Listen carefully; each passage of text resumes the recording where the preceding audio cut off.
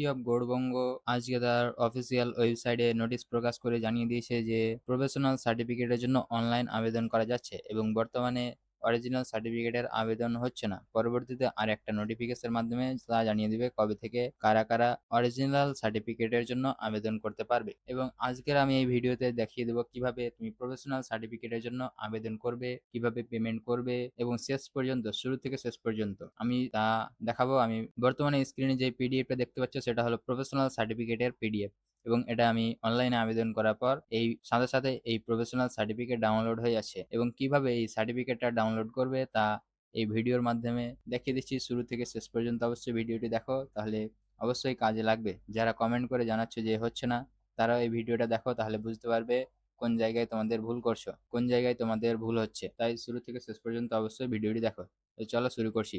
প্রথমে যে কোনো একটা ব্রাউজার খুলে নিবে এবং সেখানে গিয়ে সার্চ করবে ugb-exam.net। ugb-exam.net লিখে সার্চ করলে প্রথমে আমাদের সামনে একটা ওয়েবসাইট আসবে, ইউনিভার্সিটি অফ গৌড়বঙ্গর ugb-exam.net। এই ugb-exam.net এ ক্লিক করলে আমরা শেষের দিকে দেখতে পাবো প্রফেশনাল সার্টিফিকেট। এই প্রফেশনাল সার্টিফিকেটে ক্লিক করলে এখানে দুটা অপশন দেখতে পাবো, একটা সিবিসিএস, একটা 1+1+1। সিবিসিএস সিস্টেমটা হলো তাদেরই জন্য যারা 3 বছরে 6টা সেমিস্টার দিয়েছে, তাদের জন্য সিবিসিএস সিস্টেম। এবং 1+1+1 সিস্টেম হলো যারা 1 বছরে একটাই পরীক্ষা দিয়েছে এবং বছরে 3 বছরে 3টা পরীক্ষা দিয়েছে, তাদের জন্য 1+1+1।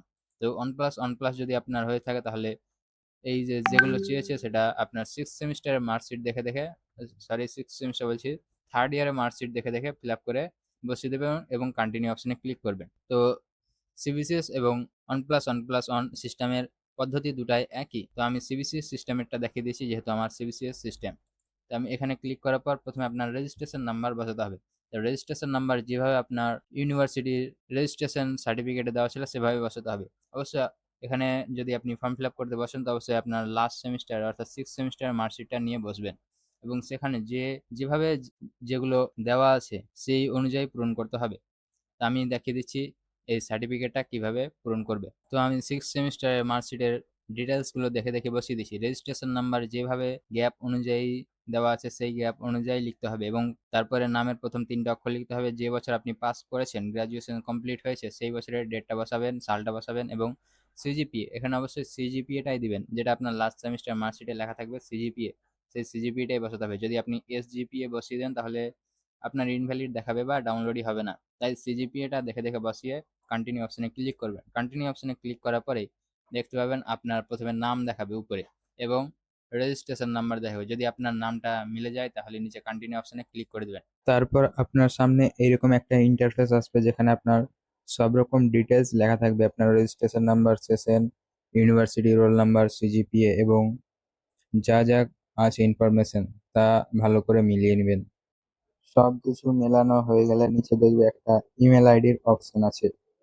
এখানে আপনার যে বর্তমান ইমেল আইডিটা আছে, যেটা আপনি ব্যবহার করছেন, সেই ইমেল আইডিটা দেখে দেখে সঠিকভাবে বসিয়ে দিবেন। ইমেল আইডি বসানো হয়ে গেলে নিচে থাকা পে অপশনে ক্লিক করে দিবেন।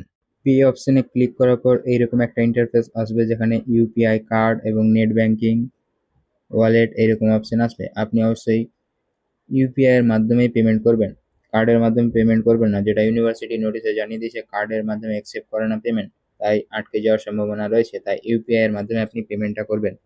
এরপর জেনারেট কিউআর অপশনে ক্লিক করলেই কিউআর জেনারেট হয়ে যাবে। আমি এবার পেমেন্ট করে দেখাচ্ছি পরবর্তী স্টেপটা।